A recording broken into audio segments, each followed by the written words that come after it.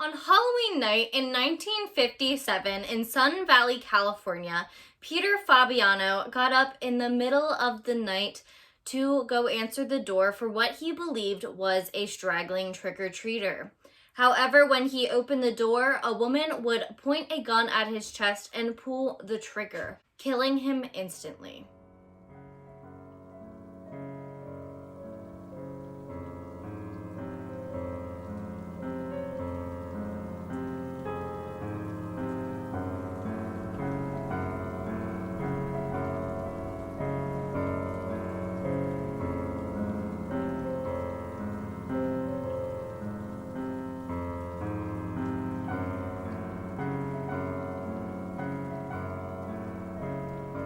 Hi everybody, and welcome back to Killer Concepts, the place where we talk about all things true crime. And welcome back to episode 4 of Halloweek here on my channel. If you are new here, make sure to hit that red subscribe button down below and turn on your post notifications so that you do not miss a thing. Happy Halloween, everybody. Today we are talking about the murder of Peter Fabiano. Peter and Betty Fabiano lived what most people would consider a really great life in the 1950s. Fabiano actually owned 2 successful hair salons in the San Fernando Valley. Peter and Betty Fabiano met in the late 1940s. Fabiano was an ex-Marine working as a truck driver, and Betty Fabiano was a beautiful divorcee with 2 children. They seemed like a match made in heaven, and the couple soon married, living in Kingston, New York. However, in 1956, they moved to Los Angeles, California, and this is when Fabiano would open up his 2 successful salons. Fabiano ended up hiring a 40-year-old woman named Joan Rabel to work at his salons for a little while. Rabel spent her time in the late 1940s taking classes at the University of Honolulu. Rabel became very close with Peter and Betty, and they hung out all the time. However, all the time that she was spending with the couple was starting to cause a rift in their marriage, and they began to argue. Due to the marriage problems that were occurring, Betty Fabiano actually moved out of the home of her and Peter's, and she moved in with Joan Rabel for a while before reconciling her marriage with her husband, Peter.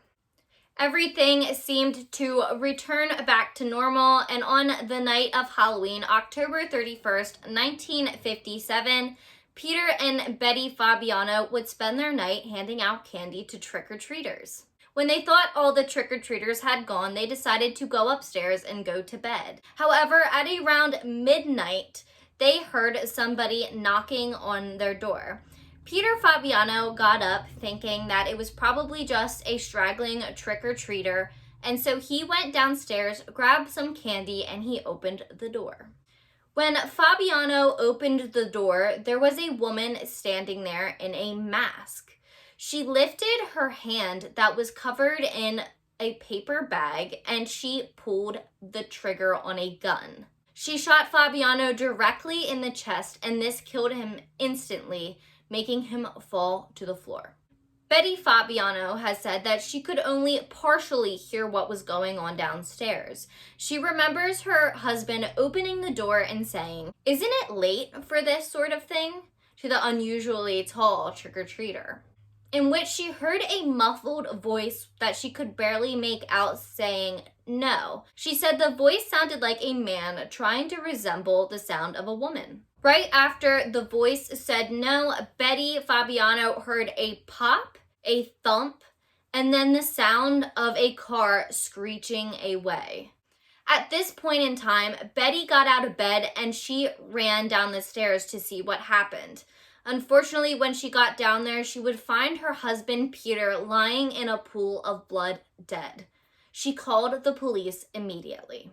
The police got to the Fabiano's home and they began questioning Betty Fabiano, trying to figure out why anybody would want to kill her husband, Peter. Betty at first said that she was not sure why anybody would want to hurt him, but then she ended up telling the police about a woman named Joan Rabel.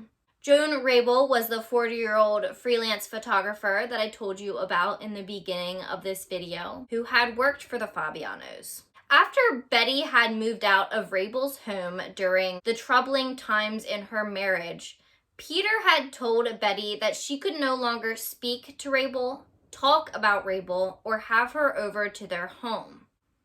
To police, this sounded like a great motive. It sounded like a woman scorned, and so they started to look deeper into Joan Rabel.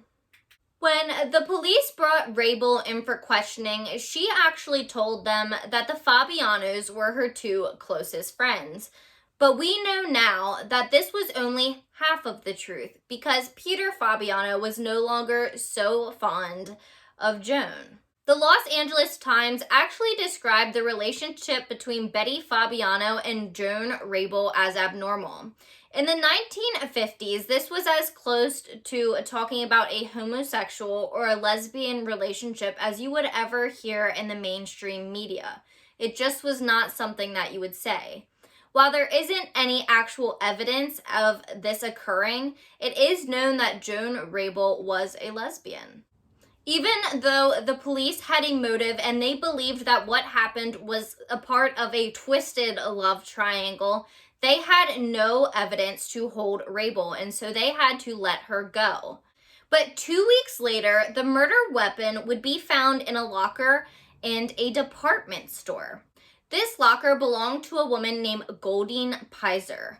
Goldine Pizer was a lab assistant at the Children's Hospital at the time. Pizer was a 42-year-old divorcee, just like Rabel. Once Rabel was no longer able to talk to Betty Fabiano any longer, she went out of her way to seduce Goldine Pizer and become very close with her. Then on November 12th, 1957, Pizer was arrested for the gun being found in the department store locker that was registered to her name. This is when Pizer then confessed to police officers, stating that she did shoot Peter Fabiano. However, she was convinced to do so by Joan Rabel. Pizer stated, quote, "She told me that Fabiano was a vile, evil man who destroyed everything around him. She told me that he mistreated his wife and was dealing narcotics," end quote.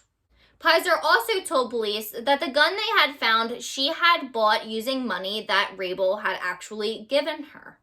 After learning this information, the police then went on to arrest Joan Rabel as well.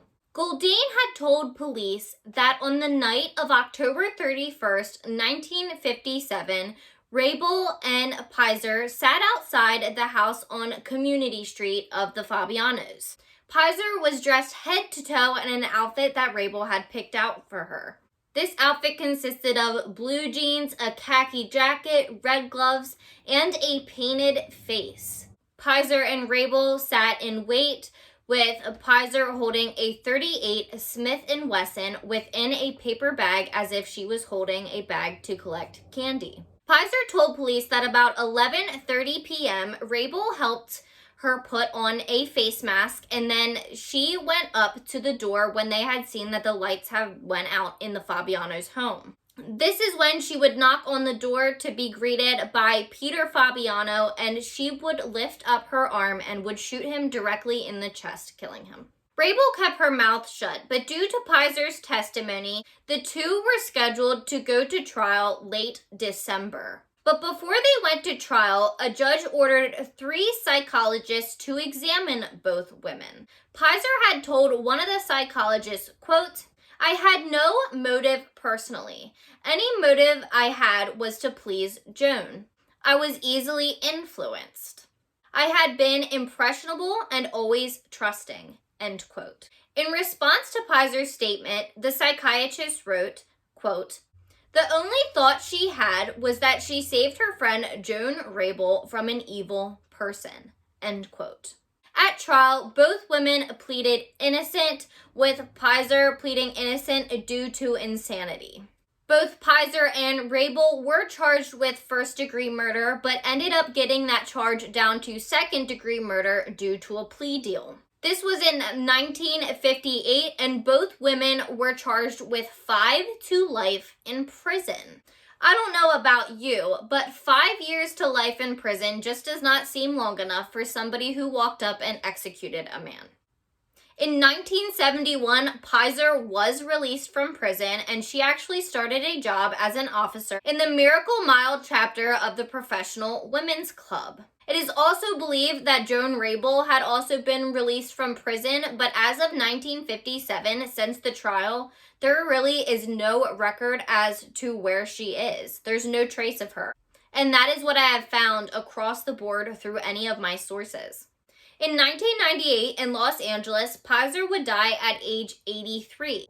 And Betty Fabiano, Peter's wife, would die in 1991 in Riverside County at the age of 81.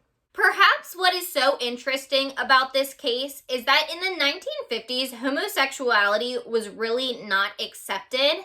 And this is the reason that the media never printed that Betty Fabiano had any kind of lesbian relationship with Joan Rabel.